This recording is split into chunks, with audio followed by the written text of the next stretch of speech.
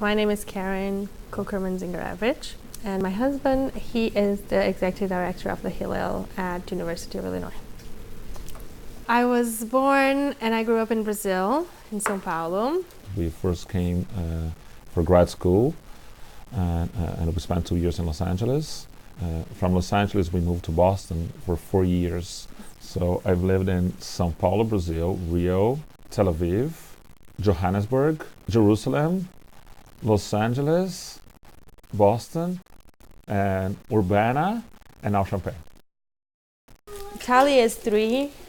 She lived in 4 houses already.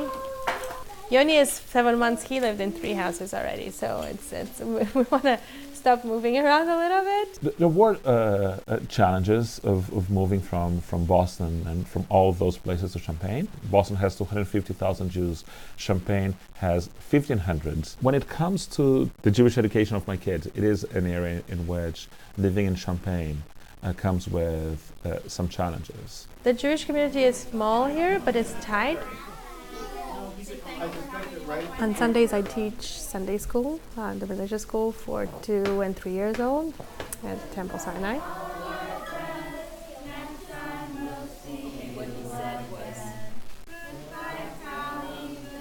As a Jew, as always, I'm a minority, and that's nothing that bothers me or nothing that is new for me. Being an immigrant, I think it's a little bit more tricky sometimes.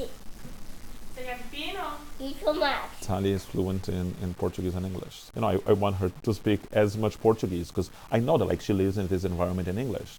It is interesting to see how at the end we are at the intersection of all of those circles. In Boston, one of our closest friends were not Jewish, and I think that was very important too. That's the beauty. We are all unique and we are all different, and yet there's something very deep that bring us all together.